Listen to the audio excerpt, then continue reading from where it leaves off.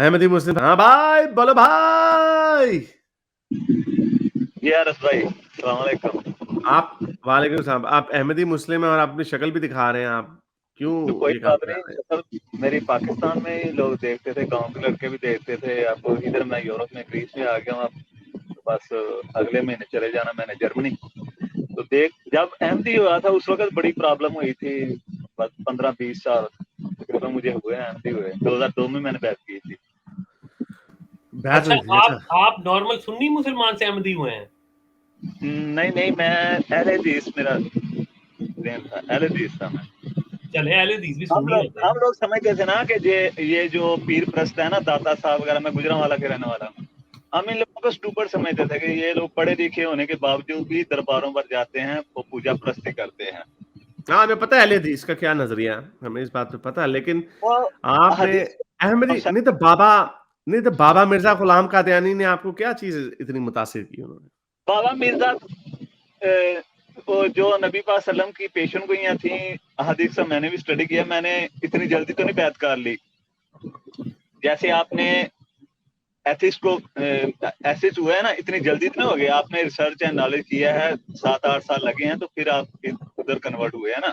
इतनी जल्दी तो मैंने भी 6-7 साल रिसर्च की थी।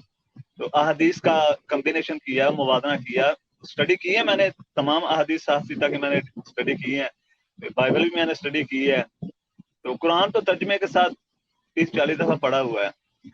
तो कभी कभी डोगमा होता था जब मैं कुरान भी पढ़ता था, मुझे कुरान पढ़ने में डोगमा लगता था शुरू शुरू में। तो फिर मैंने तर्जमे के साथ शुरू किया। तो इसमें कुछ मैंने चीजें देखी कि जो आपको लोग बताते हैं, बिग बैंग, ये जो सब चीजें हैं ना, ये मैंने स्टडी कर ली थी पहले। फिर मैं हाँ। तफसीर की किताबें पढ़ता था। ये अपनी जमात की तफसीर की किताबें पढ़ता था मैं, दूसरी नहीं पढ़ती था। इब्ने कसीर वगैरह वो मैंने 1-2 दफा पहले अहमदी होने से पहले 1-2 दफा बंदे से मांगी थी, मुझे मिल नहीं सकी थी।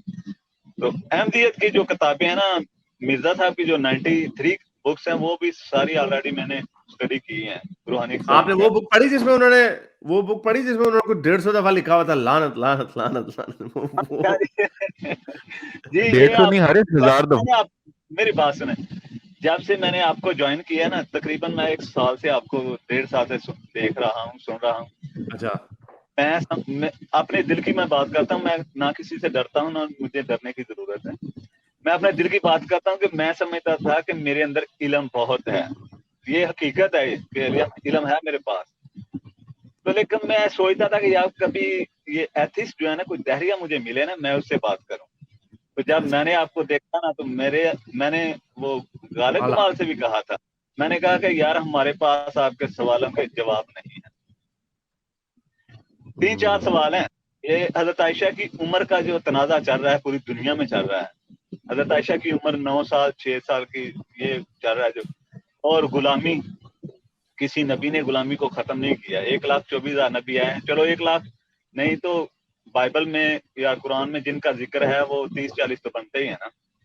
इसके अलावा भी वो बुद्धिज्म है, फिर ये हिंदुइज्म है, राम सीता, ये भी नबी हैं, क्रिश्चियन वगैरह। तो इनकी तालीम में भी तो है ना कि जन्नत दोज़ख का तज़किरा है ना, स्वर्ग नर्क। तो इन लोगों ने भी गुलामी को खत्म नहीं किया, इस्लाम ने भी नबी खत्म नहीं किया, किसी नबी ने खत्म नहीं किया। और हजरत आयशा की उम्र पर तनाजा चलता आ रहा है। ये अब ज्यादा हो रहा है, पहले इतना तज़किरा नहीं होता था। 40 साल पहले, 50 साल पहले, मेरी उम्र 50 साल है। तो मैंने सवाल किया था, इंडिया का जो समीर है, मैंने उससे सवाल किया था, कल या परसों मेरा हल सवाल किया था कि हजरत आयशा की शादी पर ऑब्जेक्शन मक्का और मदीना के लोगों ने क्यों नहीं लगाया था, यानी कफार ने। अबू जेल इतना खिलाफ था, अबू सफियान इतना खिलाफ था, ये कफार इतने खिलाफ थे। तो उन्हें तो मौके की तलाश में रहता है ना, दुश्मन जो होता है वो मौके की तलाश में रहता है। तो उन्होंने क्यों ऑब्जेक्शन नहीं लगाया कि तुमने छोटी सी बच्ची की शादी की है, ये है वो है। तो समीर ने बताया था कि वो लोग खुद शादियां करते थे। मैंने कहा कि मैंने भी हदीस पढ़ी है, लेकिन मुझे तो कहीं से कोई, मैंने नहीं पढ़ा कि सहाबा कराम ने या ये मुशरिकीन काफर थे, उन्होंने शादियां वगैरह की हों छोटी छोटी बच्चियों के साथ। यहूदी भी थे, यहूदियों का भी मैंने नहीं सुना कि उन्होंने ऑब्जेक्ट किया हो, एतराज किया हो। तो गुलामी जो है ना, मैं भी इसको इसका जवाब है बड़ा क्वेश्चन सिंपल करता सा। नहीं तो इसका जवाब है बड़ा सिंपल सा। आपने हमने हर सहाबी का, हर बंदे की शादी नहीं देखी, इससे बात ही यही पता चलती है, जो आपने खुद ही इसका जवाब दे दिया कि ज़ाहिर-सी बात है दुश्मन उसी चीज़ के ऊपर घाक में बैठा होगा कि जी मुझे बहाना मिला तो मैं इसको जी गंदा करूँ। तो जी उनके लेकिन वो उसी बात को पकड़ के गंदा करेगा ना जो जिसको वो गंदा समझते हैं। तो इससे हाँ यही जी पता चलता है कि वो इसको गलत नहीं समझते थे। हाँ जी, वो मुआशरा इस किस्म का था कि अब जो हमारी जो सोसाइटी चल रही है 1400 साल के बाद हम लोग इसको बुरा समझते हैं। नहीं कि यानी कि 18 साल से या 20 साल से कम लड़की के साथ शादी करना और फिर वो भी बूढ़ा आदमी। अब मेरी 50 साल उम्र है, मैं अब कहूँ कि मैं 9 साल की बच्ची से शादी करूँ, मेरे गाँव वाले कहेंगे यार तुम्हें शर्म नहीं आती, ये है, वो है। अगर मैं उनसे कहूँ ना कि यार नबी पाक सल्लल्लाहु अलैहि वसल्लम ने भी शादी की थी, तो फिर कहेंगे यहाँ कानून लॉ ऑर्डिनेंस कॉन्स्टिट्यूशन पाकिस्तान का ये है कि 18 साल की छोटी बच्ची से कोई शादी नहीं कर सकता। जैसे वो दुआ फातिमा पता नहीं क्या दोहरा हाँ, लड़की तो का लेकिन थी। आपका आर्गुमेंट क्या है? ये हमें पता है ना बात, ये तो हमें पता है ना, तो आपका आर्गुमेंट क्या है? आर्गुमेंट मेरा ये है कि आप एक सवाल का जवाब तो मिल गया कि उन लोगों ने इतराज नहीं किया था क्योंकि वो शायद खुद भी ये काम करते थे या इन कामों को तो पसंद इसमें करते थे। नहीं, नहीं लेकिन नबी नबी जो है, जो सबसे बेहतरीन इंसान है, वो किसी वक़्त का बांदी नहीं है। हाँ जी नबी अगर आपने ये कहना ना कि वो एक अमली ज़बरदस्त नमूना है, वो तमाम वक़्त के लिए नमूना है, तो हाँ जी फिर बिल्कुल। उसको उसकी हर हरकत जो है, आजकल की अखलाकियात के मुताबिक भी अच्छी दिखनी चाहिए।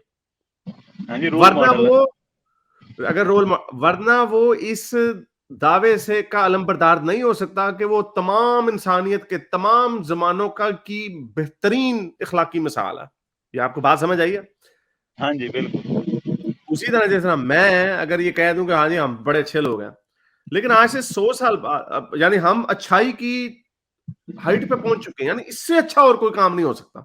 यानी हम अगर कोई मैं कहूं कि मैंने मुआशरा एक बना दिया है, मैंने आपको तालीमात दे दी है, किताब दे दी है कि ये और मेरी जिंदगी से सीखो, लेकिन मेरे से अच्छा कोई नहीं हो सकता। लेकिन 100 साल बाद हमें पता चले, 100 साल के बाद के लोग कहें यार ये तो बकरों की चांपे हैं जी पाड़दा सी जिवें बेचारे उन्होंने भी जान ही नहीं। तो वो कहे कितना घटिया आदमी था ये हारिस सुल्तान। तो इसका मतलब और अगर वो उससे बालतर होके एक मुआशरा कायम कर दें, जो मुआशरा सही तरीके से चल भी रहा हो, इसका मतलब ये है कि आप बकरे की चांपे खाए बगैर मुआशरा बना सकते हैं और इंसानों की भूख को पूरा कर सकते हैं। उसी तरह आप मुआशरे को चला सकते हैं 9 साल की बच्चियों से शादी किए बगैर।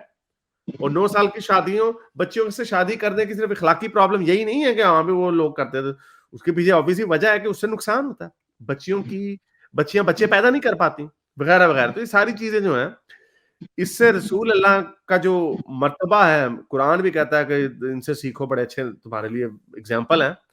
तो इससे पता चलता है अल्लाह को भी नहीं पता था कि ये इतनी अच्छी एग्जाम्पल नहीं है हमारे लिए, इतनी आपके लिए ये एग्जाम्पल छोड़ के हमारे लिए चले गए कि भाई बहू से शादी करना चाह रहे हैं, वो जी उनसे 2 साल की बच्ची से शादी की जा रही है वगैरह वगैरह। ये कोई नमूना नहीं है, ये बड़ा उस जमाने के हिसाब से अगर आपने कहा ना चलो मैं आपको डिस्काउंट दे दूं, उस जमाने के हिसाब से he was the best person. हालांकि आई डिसएग्री विद दैट, या लेकिन जैसे आज आजकल के जमाने के हिसाब से तो मैं दावे के साथ कहता हूं मोस्टली लोग इस वक्त, इवन मुसलमान भी मोस्टली उन लोग मोस्टली मुसलमानों का इखलाक रसूल अल्लाह के इखलाक से ज्यादा बेहतर है। मिर्जा गुलाम कादियानी का इखलाक रसूल अल्लाह के इखलाक से ज्यादा बेहतर है, लेकिन मिर्जा गुलाम कादियानी के इखलाक से आजकल के लोगों का इखलाक ज्यादा बेहतर है, क्योंकि ये वक्त की उसी तरह जिस तरह आज से 100 साल के बाद के लोगों का इखलाक हम सारे लोगों से मजमूई तौर पे एवरेज पे ज्यादा बेहतर होगा। जैसे ये यूरोपन का अखलाक हमसे ज्यादा बेहतर है मशरकी लोगों से।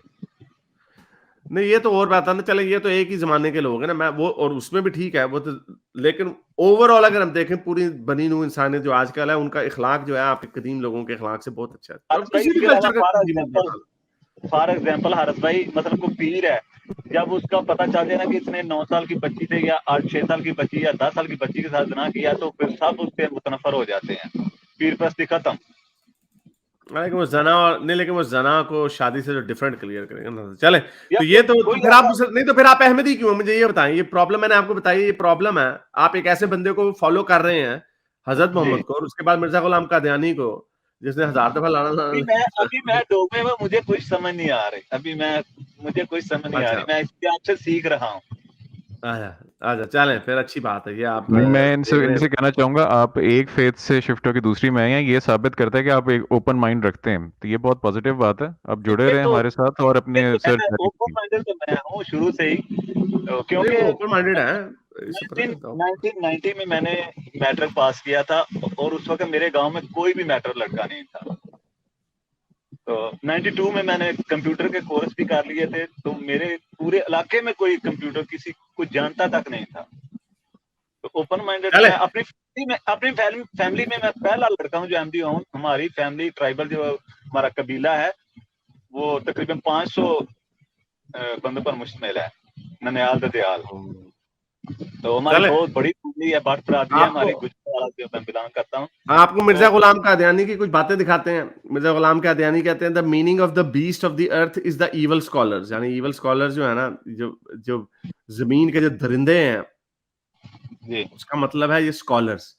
ये लोगों को प्रीच करते हैं, उनकी उनके उन, उ, उनकी जहां से पखाना निकलता ना, उस जगह से लेके उनके मुंह तक।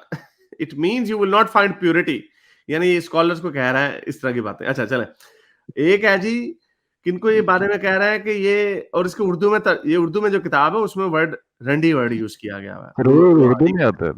ज़ुर्रियतुल बगाया अरबी हाँ। लफ्ज है और उसकी उर्दू ट्रांसलेशन ये नेक्स्ट वो बात हारिस वालों कहते हैं ज़ुर्रियतुल बगाया का मतलब है कि ज़ुर्रिया औलाद और बगाया बगावत करने वालों की औलाद। नहीं, तो ये बगाया गलत है। ये कुरान के अंदर भी वर्ड यूज हुआ है। जब मरियम आती हैं अपने लोगों के पास, वो कहती हैं कि मैं बदकार औरत नहीं हूँ, वहां भी बगाया ही यूज वर्ड हुआ है। आपकी अपनी मिर्जा साहब की अपनी किताबों में ये बगाया साबित शुदा है लिखा कि है, ये लिखा है, उन्होंने लिखा है, बिल्कुल लिखा है, मैं हाँ एक्सेप्ट करता हूँ, लिखा है ये लफ्ज़ ज़ुर्रियतुल बगाया। और हाँ एक स्कॉलर से हमने पूछा था ना अपने मुरब्बी साहब से, तो उसने कहा कि ज़ुर्रिया औलाद और बगाया बगावत करने वालों की औलाद। और फिर हमने खुद कम्बिनेशन नहीं ना किया कुरान के साथ, इसको मिला के कम्बिनेशन करते तो हमें अवेयरनेस हो जाती। और हमारी जमात में एक शोशा चला था, तो मैंने मुरब्बी साहब से पूछा था कि ये मुरब्बी साहब ये क्या ड्रामा चल रहा है, तो उसने कहा कि ये हुजूर ने मना किया इस पर मौजू पे डिस्कस ना करें। तो ये इनका भी मसला आ गया, इनका भी मसला आ गया, अंदर की बात है, बाहर ना निकले दो, जिस तरह जासिर मैंने कादिर कहा ने यार कहा। ये क्या आप हमें मना कर रहे हैं, कहता नहीं इस पर डिस्कस नहीं करना। मैंने कहा ठीक है जी, हम नहीं करेंगे डिस्कस, बस खामोशी इख्तियार क्यों नहीं कर। करेंगे? तो बहरहाल तो इससे साफ पता चलता है आप किसी आग से निकले, फ्राइंग पैन से निकले और आप आग में आके गिर गए, निकले इन चावलियों से। और अच्छा, याद ये हट रखना चल कि रही ये है। एक सवाल है 2002 से हारिस से 2022 आ गई है, इतनी काफी कन्फ्लिक्ट है पाकिस्तान में, इतनी प्रॉब्लम्स हैं आपको मैं बता नहीं सकता। इधर भी मैं ग्रीस में काम पर नहीं जा सकता। जो मुसलमान है ना लड़के, उनको पता चल जाए ना ये अहमदिया मेरे साथ खाना नहीं खाते, मेरे साथ काम नहीं करते, मुझे काम पे लगवाते नहीं है, इतनी मैं प्रॉब्लम्स है एथेंस यूरोप में भी। मैं नहीं, ग्रीस तो बड़ा खतरनाक है। आप एथेंस में, मुझे लगता है, अगर कहीं चले ना बताइएगा कहाँ पे भी, मैं वैसे एथेंस से होके गया हूँ वहां पे। कोई बात नहीं, जहां मैं रहता हूँ ना वहां पर सारे लड़कों को पता है, मैं अकेला हूँ, सबको पता है। बाकी एक दो लड़के और अहमदी हैं, वो कहते हैं हम नहीं अहमदी, तो मेरा सबको मैं पता है। मैं आपको बड़ा मजे का एथेंस का वाकया सुनाता हूँ, पता है स्टोरी मैंने आपको सुनाया था। मैं एथेंस पिछले साल जब गया था, हाँ पिछले साल गया, इस दफा भी गया था, लेकिन पिछले साल जब मैं गया था तो वहां पे ऑब्वियसली मुझे लोकल का नहीं पता था। जो एथेंस का जो ओपोजिट एरिया है ना, जहाँ पे वो आपका एक्रोपोलिस है, उससे जो ओपोजिट साइड के, एक्रोपोलिस वेस्ट में है मेरा ख्याल, तो ईस्ट में के साउथ में, एनीवे तो वो सारा वहां पे ना आपको नजर आते हैं, पाकिस्तानियों का सी है वहां पे, रेफ्यूजीज है सारे सारे, कराची से उठ के वहां से उस तरह गए हुए, सॉरी तुर्की से क्रॉस करके उस तरह गए हुए। बड़ी बुरी हालत है उन बेचारों की, सड़कों पे लेटे हुए हैं, बड़े बुरे हालात थे। तो खैर मैं वहां पर गया, तो मैंने वहां से गुजर रहा था, तो मैंने सिम कार्ड लेना था लोकल, तो वो मैंने सिम कार्ड लिया, फ्रॉग था मेरा ख्याल उसका नाम। तो वो मैं दुकान पे गया, तो मैंने वहां पे पहली दफा मैंने मास्क पहना हुआ था, क्योंकि सारे मुझे ना वो नजर आ रहे थे जो ना वो ये यही वाले जो जिन्होंने सियालकोट में जो हरकतें नहीं की थी, उस तरह के उनके हुलिये थे। तो मैं वहां पे मास्क पहन के फिर रहा था, लेकिन मैं कहा चलो जी, तो मैं उधर गया, दुकान पे गया, तो वहां पे मैंने वो ना उस लड़के से कहा कि जी मुझे दे दें। तो मुझे खैर ग्रीक में था, तो मैंने उसको कहा मुझे इसमें ऐप में भी डाउनलोड कर दो, इसकी ऐप जो है फ्रॉग की, तो उसने कर दी। तो जब मैं दुकान में एंटर हुआ ना, वहां पे कौन सुन रहा, वो किसको सुन रहा था, बोलो भाई, ये मुफ्ती तारिक मसूद एलएलसी को, मुफ्ती तारिक और उस एलएलसी। हाँ मुफ्ती तारिक मसूद एलएलसी, और वो बात भी मुल्हिदों के ऊपर कर रहे थे उस वीडियो में, आईपैड पे वो लड़का देख रहा था। तो जब मैं दुकान गया, मैं कहा भाई सिम कार्ड पकड़ा हुआ देख रहा है।